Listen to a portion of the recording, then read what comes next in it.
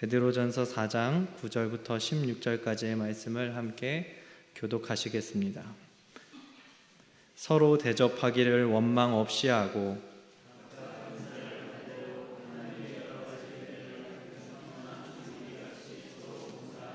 만일 누가 말하려면 하나님의 말씀을 하는 것 같이 하고 누가 봉사하려면 하나님이 공급하시는 힘으로 하는 것 같이 하라. 이는 범사에 예수 그리스도로 말미암아 하나님이 영광을 받으시게 하려 함이니 그에게 영광과 권능이 세세에 무궁하도록 있느니라. 아멘.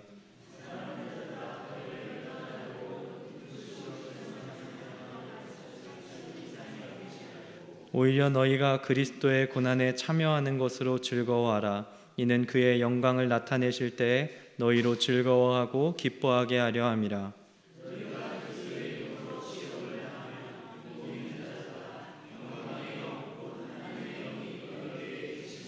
너희 중에 누구든지 살인이나 도둑질이나 악행이나 남의 일을 간섭하는 자로 고난을 받지 말려니와 만일 그리스도인으로 고난을 받으면 부끄러워하지 말고 도리어 그 이름으로 하나님께 영광을 돌리라. 아멘. 아멘. 오늘도 은혜의 자리 앞으로 나아오신 모든 성도분들께 하나님께서 부어주시는 놀라운 은혜가 함께 하시기를 축복합니다. 사순절의 시간을 지나보내고 그리고 부활주일 이후 준비하게 된 오늘의 말씀은 먼저 제게 은혜가 됐던 것 같습니다. 왜냐하면 오늘의 이 본문이 빌립보에 있는 믿음의 자녀들에게 바울이 그들이 지켜낸 믿음 그리고 그들의 헌신을 기뻐한다는 말씀이기 때문입니다. 오늘의 말씀을 묵상하며 사순절의 시간 동안 예수님을 묵상했던 많은 성도분들에게 하나님께서 격려해 주시는 것 같다는 생각이 들었습니다. 정말 인내와 헌신으로 믿음의 자리를 지켜온 모든 성도분들께 오늘 말씀을 통한 위로와 은혜가 넘치시기를 바랍니다. 저는 오늘 말씀을 묵상하며 먼저 좀 12절의 말씀이 이상하다는 생각이 들었습니다. 성도들을 호칭하는 이름이 사랑하는 자입니다. 그런데 사랑하는 자라고 부르는 것 치곤 그 뒤의 내용이 너무 그 이름과 동떨어졌다는 생각이 들더라고요. 사랑하는 자들아, 너희를 연단하려고 오는 불시험을 이상한 일 당하는 것 같이 이상히 여기지 말라. 이 말이 이상하더라고요. 이상히 여기지 말라는 말이 이상하다는 생각이 들었습니다. 불시험은 이상한 일입니다. 어떤 누가 상식적으로 불 속에 들어가 있는 것 같은데 여기가 내 집이구나, 여기가 내가 살 곳이구나, 이렇게 생각할 사람은 없습니다. 그런데 불시험 당하는 걸 이상하게 여기지 말라니, 이상히 여기지 말라는 그 말이 이상한 말처럼 들리더라고요. 그런데 여기서 끝나지 않습니다. 치욕을 당하면 복 있는 사람, 치욕을 당하면 그냥 치욕을 당한 거죠. 치욕을 당한 사람을 세상에서 복 있는 사람으로 대해지는 일은 없습니다. 오늘 성경 말씀은 상식적으로 이해하기 어려운 말씀으로 가득 차 있는 것처럼 보였습니다. 그런데 저는 오늘 이 말씀에 딱 한 단어가 들어가 있기 때문에 오늘의 말씀이 말이 된다는 생각을 하게 됐습니다. 바로 그리스도라는 단어입니다. 오늘 말씀에 나타난 불시험을 당할 때 우리가 대체 왜 이런 일이 내게만 일어나지? 왜 내게 이런 불행한 일이 닥치는 거지?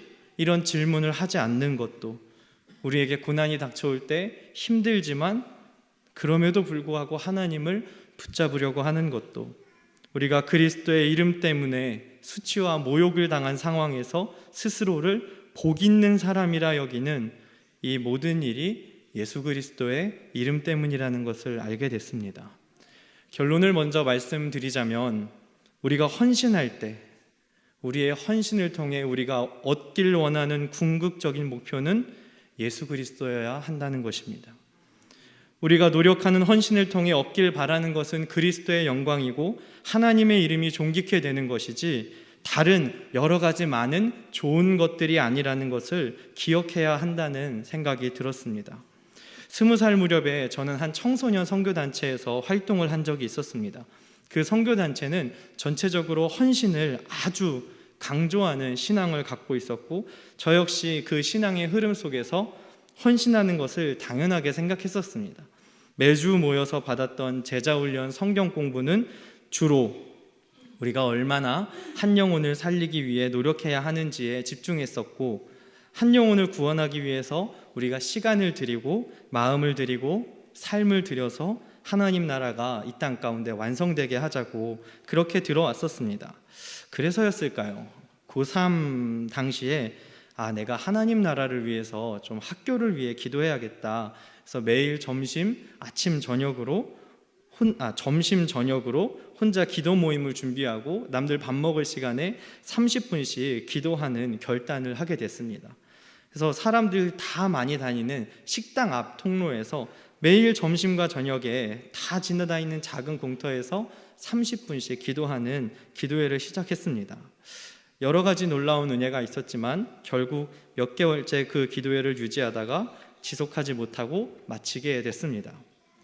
그렇게 기도하던 모임을 지속하지 못하게 됐을 때 제 신앙에 심각한 모순 하나가 생기게 됐습니다. 하나님을 위해서 헌신하고 기도하는 게 맞다고 생각했는데 어느 순간이 되니까 기도의 자리를 지키는 게 너무 힘들게 되더라고요. 처음 시작할 때 가졌던 자원하는 마음은 어디로 가고 어느새 한 주 한 주 점심 한 끼 한 끼를 버티기가 벅차다는 생각을 하게 됐고, 결국 몇 달이라는 시간이 지나며 아무도 참여하지 않았던 그 기도회를 자발적으로 마치게 됐습니다. 물론 이 몇 달이라는 시간 동안 하나님께서 주셨던 이 기도의 시간은 제게 소중했지만 그 자리를 지속하지 못했던 제 자신의 모습이 이해가 되지 않았습니다. 하나님이 주신 은혜와 그리고 공동체를 통해 주셨던 도전에 감격해서 시작했던 헌신이었는데, 시간이 지날수록 버티기조차 힘들어하는 제 자신의 모습을 보는 게 아마 기도회를 멈췄던 가장 큰 이유였다고 생각합니다. 애초에 시작할 때부터 사람들 잘 보이는 자리에서 해야겠다, 그래야 조금이라도 마음에 감동을 주면 찾아올 테니까, 그렇게 마음 먹었으니까 다른 사람의 시선이 두렵진 않았습니다. 그리고 믿는 친구들에게도 안 와도 좋다고 말했으니 참여하지 않는 신앙인의 모습 때문에 지친 것도 아니었습니다. 그런데 그저 지치는 제 모습을 발견하게 되고 하나님을 위해, 학교를 위해 기도했던 제 헌신이 버거워지면서 내려놓게 되었습니다. 시간이 지나면서 그런데 이런 문제가 단순히 제게만 일어나는 일이 아니라는 걸 알게 됐습니다. 말씀과 기도를 통해 우리에게 응답하시는 하나님의 은혜를 경험한 수많은 성도분들이 헌신을 결단하십니다.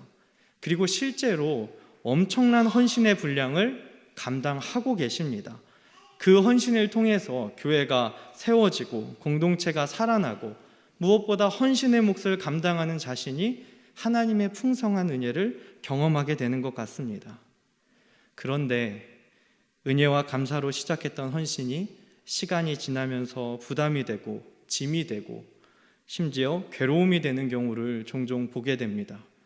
그런 경우를 근데 정말 자세히 살펴보니까 헌신이 버거워지시는 분들의 대다수의 경우는 정말 그 헌신의 분량이 갑자기 늘어났다거나 아니면 정말 그 헌신을 감당하기 스스로의 역량이 부족하다기보단 오히려 반대로 그런 경우보다는 헌신을 결단할 때 분명히 이 사람은 역량이 부족한 사람이었는데 이 사람은 그 헌신을 감당하기엔 너무도 어려운 상황이었는데 감당하면서 하나님이 공급해 주시는 힘을 경험하고 고백하는 분들이 제 주변엔 더 많았던 것 같습니다.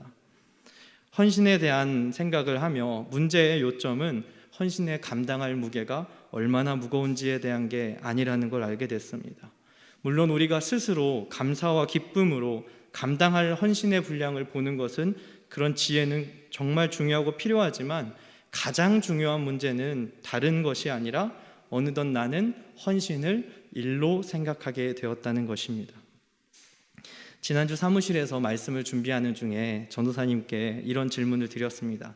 전도사님은 헌신을 뭐라고 생각하시나요? 전도사님이 잠깐 조용히 생각하시는 것처럼 고민하다가 어렵네요 라고 하시더라고요. 이것보다 더 명확한 답이 있을까 싶었습니다. 맞습니다. 헌신은 어려운 것입니다. 그런데 동시에 또 하나의 생각이 번뜩하고 지나가더라고요. 뭐가 어려운 걸까? 헌신은 어려운 일인데 무엇이 어려운 것일까? 가만히 생각해 보니 헌신을 일로 생각하는 게 어려운 것입니다. 근데 헌신을 말 그대로 풀어보니 드릴 헌에 몸신자를 써서 몸을 드리다는 말로 이해하게 되었습니다. 이 사실이 단순히 제 안에 새로운 생각을 일으켰습니다. 우리는 몸을 드린 사람들입니다. 헌신은 힘든 일입니다. 맞습니다. 그런데 또 하나 기억해야 하는 것이 있습니다. 우리에게 헌신을 결단하게 했던 은혜가 더 크다는 것입니다. 헌신이 쉽다는 것이 아닙니다. 다만 우리에게 그 헌신을 감당할, 결단할 마음을 주셨던 은혜가 있었기에 기쁨으로 결단하는 시간이 있었음을 기억해야 한다는 것입니다. 우리는 예수님의 십자가와 부활에 참여한 사람들입니다. 예수님이 우리를 구원해 주셨습니다. 예수님께서 우리에게 새 생명을 주셨습니다. 그래서 우리가 헌신할 마음을 먹었던 것이죠. 비록 우리의 헌신과 노력이 연약하고 실수가 많아서 때로는 남을 상처 입히기도 하고 때로는 나를 상처 입히기도 하지만 그럼에도 구원을 주시는 하나님의 능력이 우리를 붙드시기에 헌신을 결단했던 것입니다. 헌신의 출발은 은혜였습니다. 그 사실을 잊게 되는 순간 무너진다는 생각이 들었습니다. 오늘 함께 읽은 9절과 10절 앞부분을 보면 이렇게 기록되어 있습니다. 서로 대접하기를 원망 없이 하고 각각 은사를 받은 대로 서로 봉사하고, 서로 대접하기를 원망 없이 하는 것, 각각 은사를 받은 대로 서로 봉사하는 것, 하나님의 말씀을 하는 것 같이 말하고 하나님이 공급하시는 힘으로 하는 것 같이 하는 일은 어쩌다 한번 하는 일은 누구나 할 수 있어도 계속하긴 참 어려운 일입니다.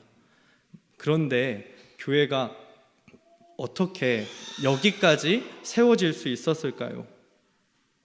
어쩌다 한번 하는 일로는 교회가 세워질 수는 없습니다. 이 자리까지 우리가 함께 모일 수 있었던 것은 우리에게 붙드시는 하나님의 은혜가 있기 때문입니다.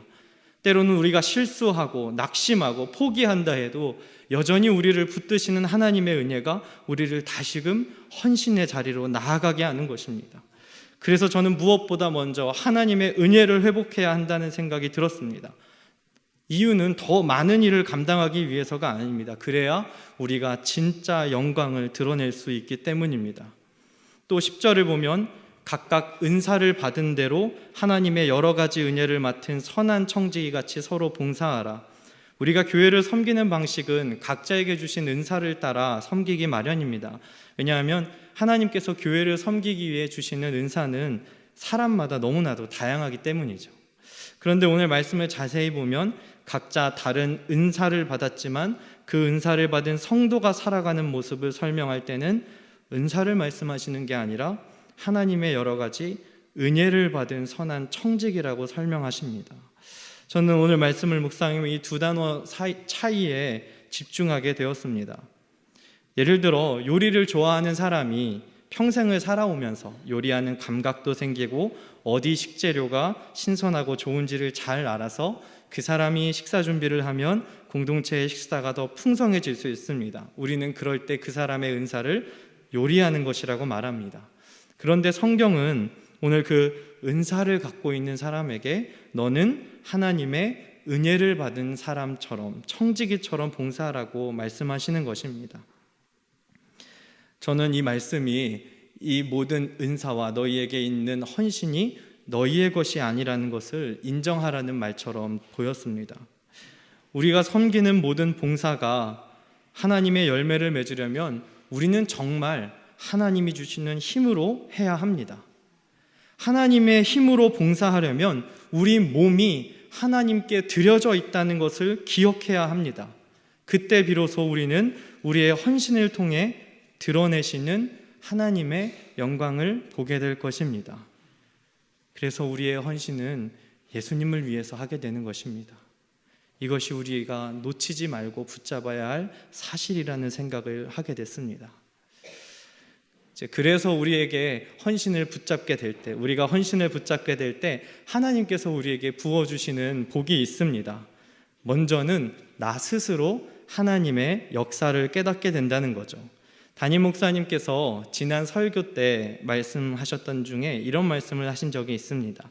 믿음의 역사와 사랑의 수고와 소망의 인내가 우리에게서 나타나야 한다고. 우리의 믿음은 정말 역사하는 힘이 있습니다. 아니, 더 정확히 말씀드리자면 믿음은 반드시 어떤 역사로 나타나게 되어 있습니다. 그것이 하나님을 향한 역사인지 아니면 그 외의 것인지의 차이가 있을 뿐 반드시 믿음은 역사로 나타나게 되어 있습니다. 그래서 우리가 하나님께 드려졌다는 믿음은 반드시 하나님에 향한 믿음의 역사로 나타나는 거죠. 그 모양과 수준은 상관없습니다. 단지 헌신의 믿음은 반드시 하나님의 역사로 나타나게 될 것입니다. 그래서 고난 중에도 소망을 바라보며 인내할 수 있고 힘들지라도 수고하는 노력을 통해 사랑의 열매가 맺어지는 것입니다. 그제서야 저는 12절에서 14절까지의 말씀을 이해할 수 있었습니다. 사랑하는 자들아, 너희를 연단하려고 오는 불시험을 이상한 일 당하는 것 같이 이상히 여기지 말고 오히려 너희가 그리스도의 고난에 참여하는 것으로 즐거워하라. 이는 그의 영광을 나타내실 때에 너희로 즐거워하고 기뻐하게 하려 함이라. 너희가 그리스도의 이름으로 치욕을 당하면 복 있는 자로다. 영광의 영 곧 하나님의 영이 너희 위에 계심이라. 아멘. 불시험은 이상한 일입니다. 고난은 힘든 일입니다. 치욕은 부끄러운 일입니다. 그런데 나는 하나님께 드려진 몸이라는 생각이 드니까 인간적으로는 당연한 반응이 나오는 게 아니라 하나님의 은혜를 의지하려고 노력하고 그 노력이 믿음의 역사를 일으키는 것입니다. 지난 화요일 새벽 예배 때 담임 목사님께서 시편 55편 22절 말씀을 해주실 때 그 말씀이 헌신한 사람의 복이라는 걸 알게 됐습니다. 말씀은 이렇습니다. 내 짐을 여호와께 맡기라. 그가 너를 붙드시고 의인의 요동함을 영원히 허락하지 아니하시리로다. 이것이 헌신한 사람이 누리는 두 번째 복입니다. 이 고난의 짐은, 우리가 가지고 있는 모든 짐은 하나님께 맡겨졌습니다. 그리고 하나님이 날 붙드셨기에 나는 흔들리지 않게 되는 것입니다. 예전에 대학교를 다닐 때 학생이라 많은 수입이 있는 것도 아니고 근데 부모님 결혼 기념일이 있었습니다. 뭘 해드릴까 고민하다 이제 다 같이 강릉 국내 패키지 여행을 끊어서 가기로 했습니다. 갔는데 혹시 여행 패키지로 가보시면 제일 중요한 게 뭔지 아시나요? 패키지 여행을 가시면 다들 해외로 다니셔서 잘 모르시는 것 같습니다. 가시면 깃발 들고 다니는 사람을 무조건 잘 따라다녀야 됩니다. 그 사람이 모이자고 하면 모여야 되고요, 가자고 하면 가야 되고요, 풀어놓으면 마음대로 다녀야 됩니다. 맡기는 거죠. 우리는 맡긴 사람들입니다. 더 이상 우리의 일정이 어떻게 되는지에 대해서 고민하는 사람이 아닌 우리는 하나님께 헌신한 사람들입니다. 오늘 말씀을 그런데 준비하며 저 자신을 비춰보며 나는 정말 헌신된 사람인가 하는 질문을 갖게 됩니다. 나는 내 헌신을 통해 그리스도의 영광을 드러내고 있는가? 나는 하나님의 영광을 이 땅 가운데 비추고 있는가? 이런 질문에 솔직하게 맞다고 답할 수 없는 부끄러운 제 자신을 보며 말씀을 준비하다가 붙잡게 된 찬양이 있었습니다. 괴로울 때 주님의 얼굴 보라. 평화의 주님 바라보아라. 세상에서 시달린 친구들아 위로의 주님 바라보아라. 눈을 들어 주를 보라. 내 모든 염려 주께 맡겨라. 슬플 때에 주님의 얼굴 보라. 사랑의 주님 안식 주리라. 헌신을 가능하게 했던 은혜를 우리는 잊어버릴 수 있습니다. 그런데 헌신의 감격을 잃어버린 그 자리에 머물고 있는 것이 더 힘든 일입니다.